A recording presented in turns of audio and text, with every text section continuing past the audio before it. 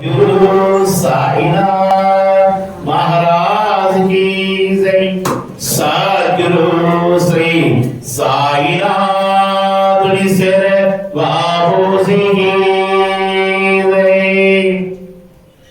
సాయి వంటి దైవంబు లేడోయి లేడోయి, ప్రజలందరి నోట సాయి నామం పలకాలి, సర్వత్రా సాయి రూపము రంజిల్లాలి, మున్షిగాడు సాయి మహిమతో ముప్పిని కొనాలి. సాయి పద రవణలు మన హృదయ కుహరములోని నిశ్శబ్ద నిశీధిలో ప్రతిధ్వనించాలి. ప్రణవనాద వీచికల్లా సాయి గాన సౌరభాలు సర్వత్రా వ్యాపించాలి. ఆ సుగాన సౌరభాల మధ్యలో ఆనందంగా నర్తిస్తూ సాయి ప్రేమామృతాలు అంతటా నిరంతరం వర్షించాలి. ఆ ప్రేమామృతాలలో తడుస్తూ ఆ జ్ఞాన సౌరభాల మధ్యలో ఆనందంగా నర్తిస్తూ సాయి వంటి దైవము లేడోయి లేడోయి అని అందరూ ఏకకంఠముతో గానం చేయాలి. అదే ఆ ఆశ, ఆశయం, ఆకాంక్ష. అదొక మొదల స్వప్నం. ఆ స్వప్న సాఫల్యం కోసం శ్రీ సాయినాథుని అనంత ప్రేమతో ఆర్ద్రతతో ప్రార్థించడమే మనము చేయగలిగింది, చేయవలసింది. శ్రీ బాబూజీ శ్రీ సచ్చిదానంద సద్గురు సాయినాథ్ మహారాజ్ की जय। सद्गुरु श्री साईनाथ बाबूजी की जय। साईनाथ महाराज की जय। सद्गुरु श्री साईनाथ बाबूजी की जय।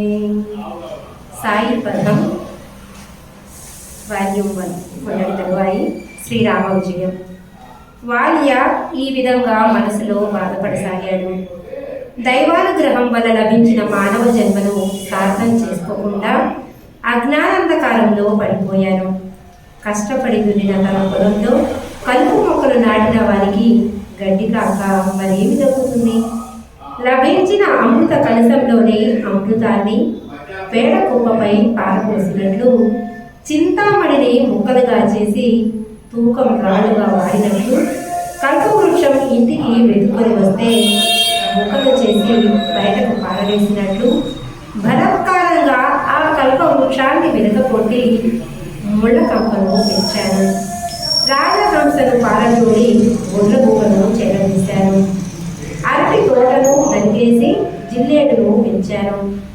మెరిసే ముత్యాలకు బదులు ఇసుకను మూట కట్టుకున్నాను.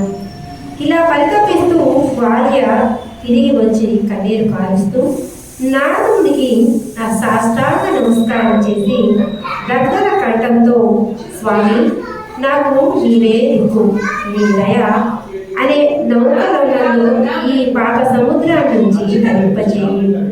నీవు ధన్వంతిలా నా భవరోగానికి వైద్యం చేయాలి. మేఘంలో వర్షించి పాపాగ్నిలో మండుతున్న నా తాపాన్ని చల్లార్చు. అహంకారాలనే ఈ మాయాజాలంలో పడిన నా మెడను విషయ వాసనలు చుట్టుకొని వలనక పీడిస్తున్నాయి.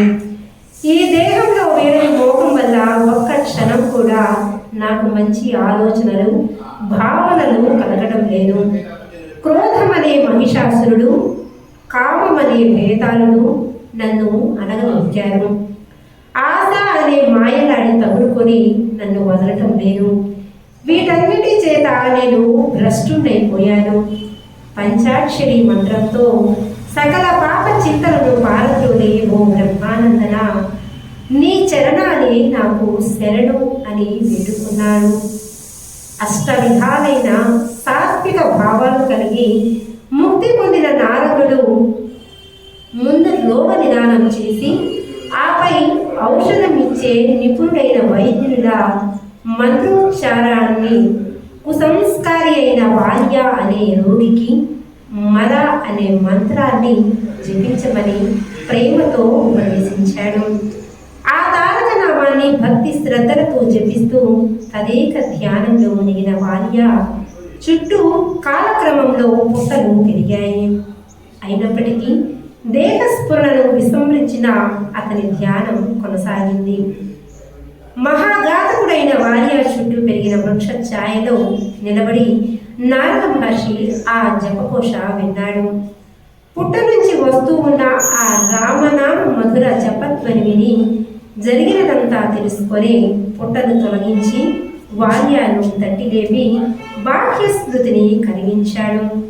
దివి నుంచి భూమికి దిగి వచ్చిన దినకరుడిలా ఉన్న నారదుడి పాద పద్మాలకు స్పృశించడంతో వాల్యాకు సకల పాపాలు నశించిపోయాయి.